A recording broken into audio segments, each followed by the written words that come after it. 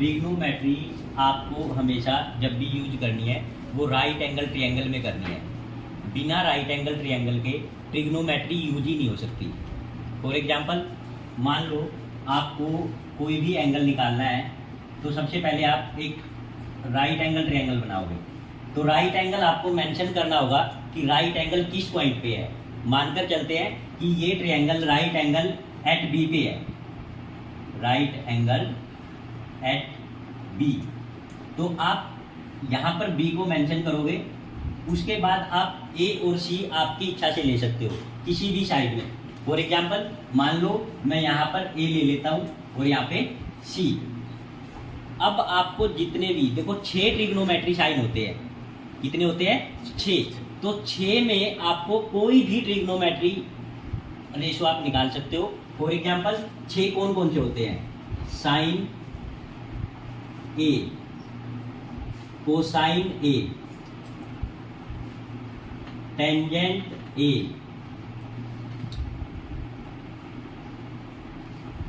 Cosecant A, secant ए,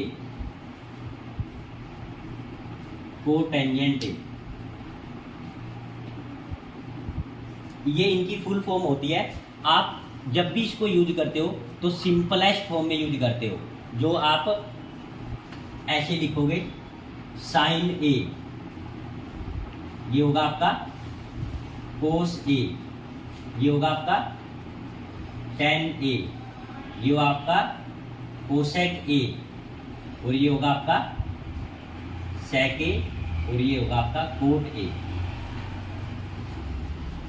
तो आपको जब भी इनकी वैल्यू निकालनी है तो आपको इनके बारे में पता होना चाहिए। पहले राइट एंगल ट्रायंगल में क्या क्या होता है।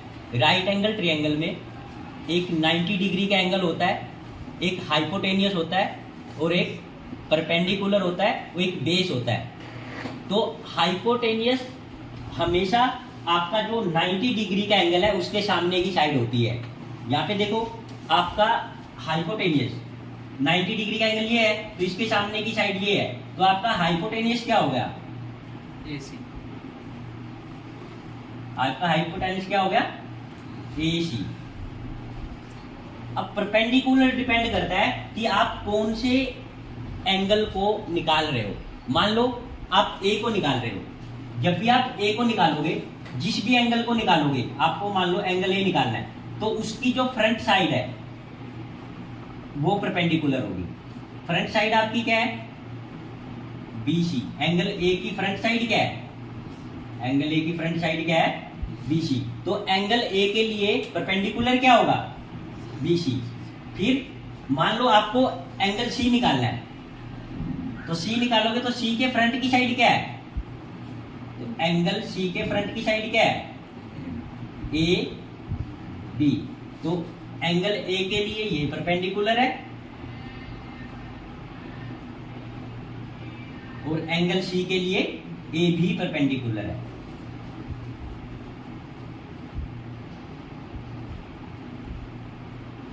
ठीक है।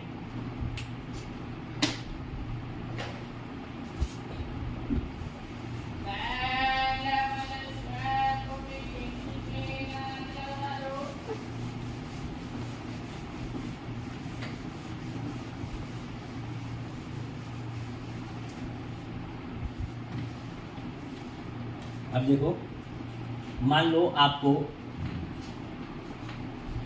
राइट एंगल ट्रायंगल दी है ABC, ABC। अब आपको बोल दें कि आपको साइन A निकालना है, तो जब भी आप निकालोगे तो आपको ये पता होना चाहिए कि कौन सा एंगल निकाल रहे हो। जो भी एंगल आप निकालोगे उसकी फ्रंट साइड, उसकी टचिंग साइड और उसका हाइपोटेनियस आपको पता होना चाहिए। फॉर एग्जांपल, मान लो आपको साइन A निकालना है, आपको साइन A निकालना है, तो साइन A का फॉर्मूला होता है front side of angle A, of angle A upon में हाइपोटेनस।